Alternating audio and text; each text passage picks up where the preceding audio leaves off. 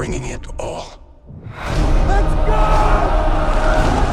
It doesn't get much better for a cinephile than witnessing Christopher Nolan crafting an epic like the Odyssey. And if anyone had a doubt about the grandeur of the film, I think the second trailer has put it all to rest. It is still a couple months to go before the Universal Pictures July 27th release date, but the hype is real, and well deserved.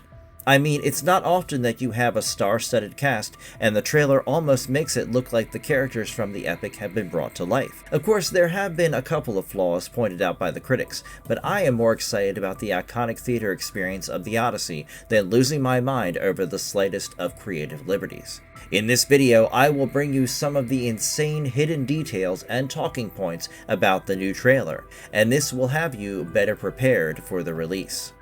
What is the story of the film? This might be confusing for those who are not so familiar with the literature, and their knowledge of this universe might be derived from movies like Troy. In that case, let me tell you that the real story of the Odyssey picks up from the aftermath of the war. Nolan wanted to take up a realistic interpretation of Greek mythology, and he drew inspiration from the 2017 translation of The Odyssey by Emily Wilson. The story follows Odysseus, the legendary Greek king of Ithaca, as he embarks on a long and perilous voyage home after the Trojan War. He and his men stray from the others and get caught up in a myriad of mysteries as the journey home becomes more difficult than ever. The challenges range from everything from mythical beings to natural calamities, but Odysseus is determined to get back to his wife Penelope at any cost.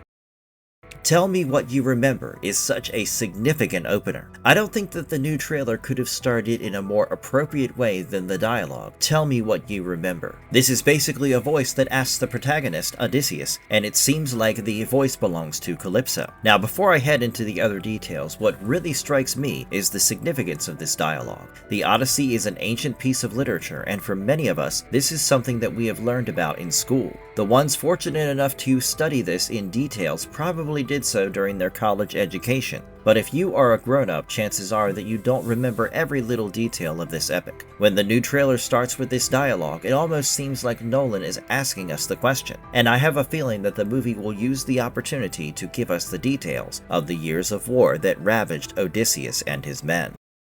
The Trojan Horse reference. You can call me a stereotype, but the Odyssey wouldn't be complete for me without a glimpse into the Trojan War. After all, I have grown up watching Troy and reading about the Trojan Horse, and it was a thrilling moment to see that Nolan has used the reference in the trailer as well. As you probably know, the Odyssey picks up after the events of the Iliad, and while Odysseus recounts his past and reveals what he remembers, we get flashbacks of the deadly war. There is also a scene that shows the Trojan Horse, the soldiers sneaking out of it to launch a surprise attack that eventually wins the war for the Greeks. The Trojan Horse was basically a parting gift to the Trojans, to make them believe that the Greeks have given up. They carried the wooden horse inside their city walls without knowing that inside the horse were some of the finest Greek soldiers. The trailer shows the horse and the soldiers storming out to breach the city that they had failed for nearly a decade.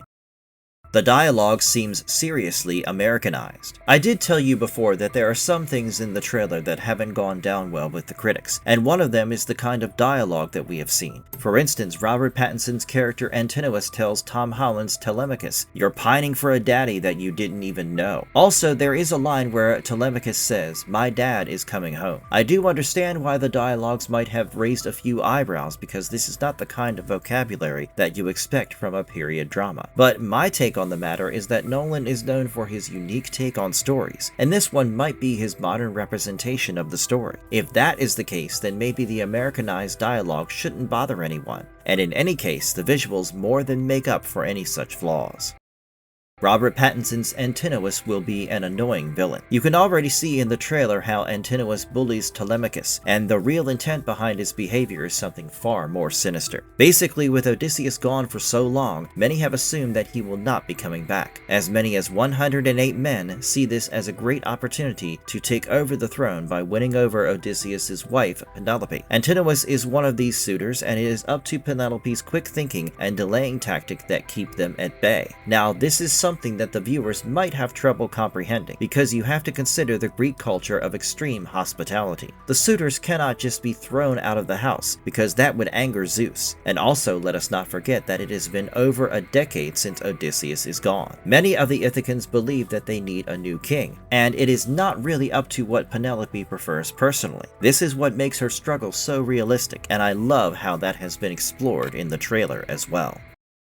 The nymph Calypso has a major role. You have the alluring Charlize Theron playing a role that suits her perfectly in the context of the movie. She plays the role of the nymph Calypso, who can be seen questioning a weary Odysseus at the beginning of the second trailer. She asks him about his memories as he is stranded on her island, Ogygia, and he tells her about his wife and son who are waiting for him back home. Those who are not familiar with Greek mythology, Calypso is the one who takes a liking to Odysseus and holds him captive for 7 years after the events of the Trojan War. She even promises him immortality if he stays, but he is loyal enough to refuse. Of course, things don't come so easy with these mythical entities, and even in the trailer, you can see her asking him to control his own fate as he navigates through a vast desert-like landscape.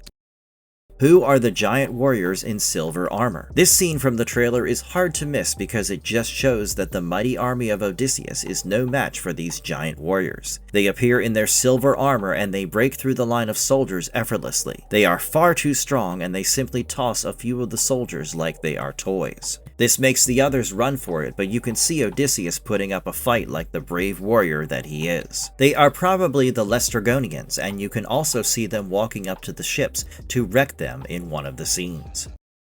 Polyphemus the Cyclops makes his presence felt. You only see the man-eating giant briefly in the trailer, but mark my words, he will have a major role to play in the movie. Polyphemus is the son of Poseidon, the Greek god of the sea, and the sea nymph Thoosa, and it is his interaction with Odysseus that gets him blinded. I am guessing this takes place right after Polyphemus makes a quick meal of a few of his men, but blinding the son of the god of the sea has its consequences. According to the story, Poseidon curses Odysseus' journey home, which brings about a great many problems as he tries to get back to his wife. I mean, I would try too, ignoring any threat in the world if Anne Hathaway was my wife. Given how Nolan likes his work, I am quite certain that he has spent a lot of time and money to create the perfect Cyclops that you see in the trailer.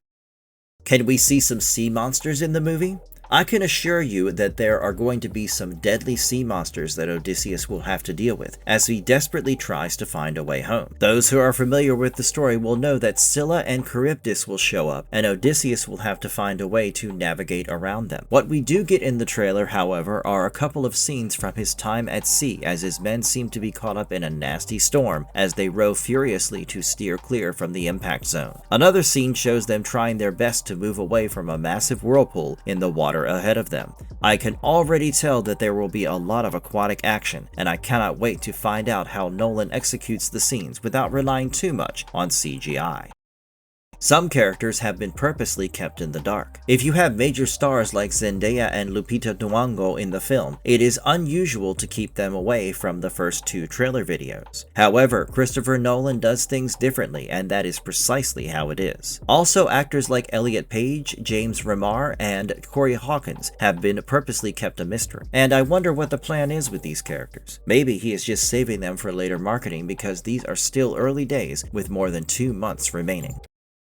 The loyalty of Eumaeus. Anybody who is familiar with the details of the epic will know about the importance of Eumaeus in the story. In the movie, the role is played by John Leguizamo, and the second trailer offers a quick glimpse of the intriguing character. There is a dramatic sequence featuring him where he speaks with Telemachus. He is identified as the loyal friend and servant who is not like the opportunist looking to take over the power. I am pretty sure that the movie will explore his loyalty as he stands as a steward for the family during the long absence of Odysseus.